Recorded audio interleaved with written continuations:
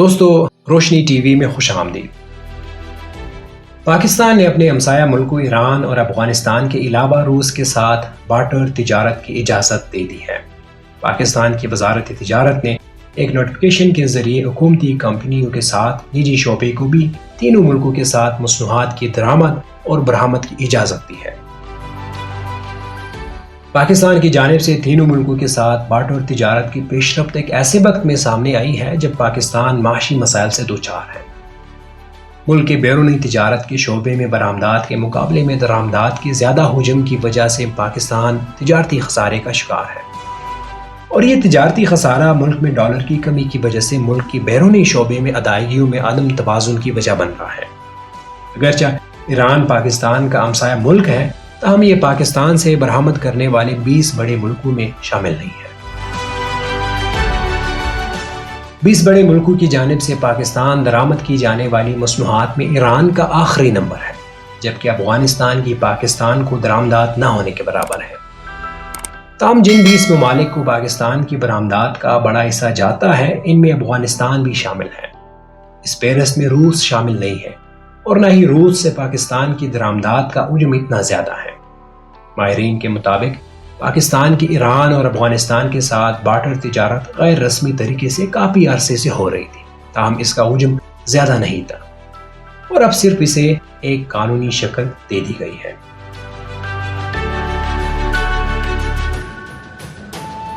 دوستو، پاکستان نے تو ایران، افغانستان اور روس کے ساتھ بارٹر ٹریڈ کے نظام کو قانونی شکل دے دی ہے، لیکن یہ بارٹر ٹریڈ ہوتی کیا ہے؟ دوستو، بارٹر ٹریڈ کسی رقم کے استعمال کے بغیر سامان اور خدمات کا براہ راست تبادلہ ہے۔ بارٹر ٹریڈ کا وسیع پیمانے پر روایتی تجارتی طوری فریم ورک میں احاطہ نہیں کیا گیا۔ جدید معیشتوں میں یہ نسبتاً نایاب ہے، جہاں مالیاتی لین دین اور خصوصی منڈیاں تجارت کا اہم ذریعہ ہیں۔ بارٹر اب بھی بعض حالات میں ہو سکتا ہے، خاص طور پر غیر رسمی یا پسماندہ معیشتوں میں جہاں مالیاتی لین دین محدود ہے۔ بارٹر تجارت خصوصی شعبوں میں یا مخصوص تجارتی انتظامات کے تناظر میں بھی ہو سکتی ہے۔ یعنی سادہ الفاظ میں بارٹر ٹریڈ اصل میں مال کے بدلے مال کی تجارت ہے، جس میں پیسے کا لین دین نہیں ہوتا۔ مثال کے طور پر، اگر آپ چاول دینا چاہتے ہیں تو اگلا آپ کو اس کے بدلے کوئلہ دے گا، نہ کہ اس چاول کی خریداری کے لیے رقم ادا کرے گا۔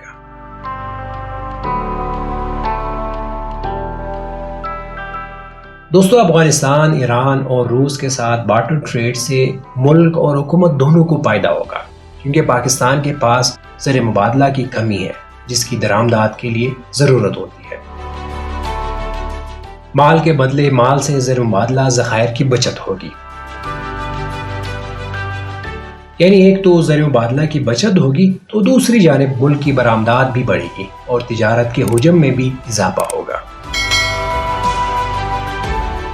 وزارت خزانہ کی جانب سے جاری کردہ نوٹیفیکیشن کے مطابق فیڈرل بورڈ آف ریونیو کی ایکٹیو ٹیکس پیئر لسٹ پر موجود امپورٹرز اور ایکسپورٹرز اس بارٹر ٹریڈ کے اہل ہوں گے۔ حکومت کی جانب سے امپورٹرز کو افغانستان سے پھل، خشک میوہ جات، سبزیاں، دالیں، مرچیں، معدنیات، دھاتیں، کوئلہ، خام ربڑ آئٹمز، کھالے، لوہا اور سٹیل درآمد کرنے کی اجازت ہوگی۔ حکومت نے ایران سے پھل، خشک میوہ جات، مرچ مسالے، معدنیات، دھاتیں، کوئلہ، پیٹرولیم خام تیل، LNG، LPG، chemical, fertilizers, plastic, ربڑ، لوہے اور سٹیل کے ساتھ کچھ اور اشیاء ایران سے درآمد کرنے کی اجازت دی ہے۔ حکومت نے روس سے دالیں، گندم، کوئلہ، پیٹرولیم بشمول خام تیل، LNG، LPG، فرٹیلائزرز، پلاسٹک، ربڑ، معدنیات، دھاتیں، ٹیکسٹائل انڈسٹری مشینری، لوہے اور سٹیل کی درآمد کی اجازت دی ہے۔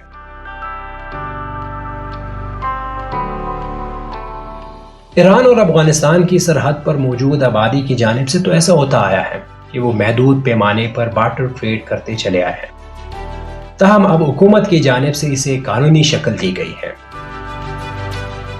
3 سال سے اس پر کام ہو رہا تھا، اور اب جا کر اسے حتمی شکل دے کر قانونی شکل دی گئی ہے۔ اس سے پہلے اسٹیٹ بینک نے چمن اور تورخم سرحد پر کاؤنٹر بھی بنائے تھے، تاکہ جو لین دین ہو رہا تھا اس کی مانیٹرنگ کرے. تاہم بارٹر ٹریڈ کے بعد اس کی ضرورت باقی نہیں رہتی کیونکہ اس میں روپے یا ڈالر کا لین دین نہیں ہے. بارٹر ٹریڈ کی تازہ ترین کوشش 2022 میں پاکستان ایران دو طرفہ تجارت کے تناظر میں کی گئی تھی. بنیادی طور پر پاکستان سے چاول اور کینو اور ایران سے سیب جیسی زرعی مصنوعات کی تجارت ہو رہی تھی.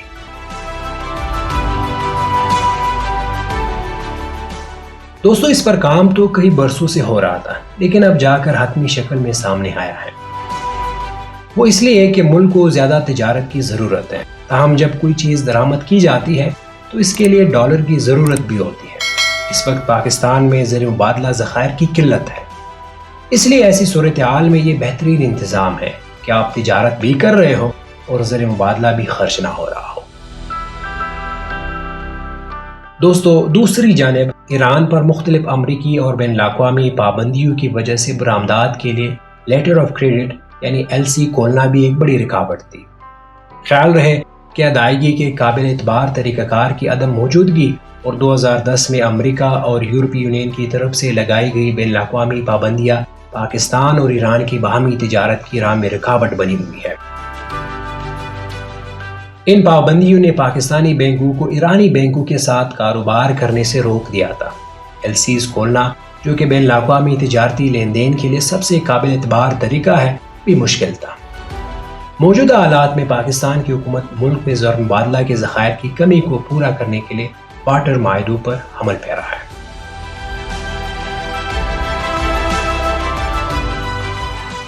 دوستو پاکستان نے جن 3 ملکوں کے ساتھ بارٹر ٹریڈ کی اجازت دی ہے ان میں روس، افغانستان اور ایران مختلف قسم کی بین الاقوامی پابندیوں کا شکار ہیں.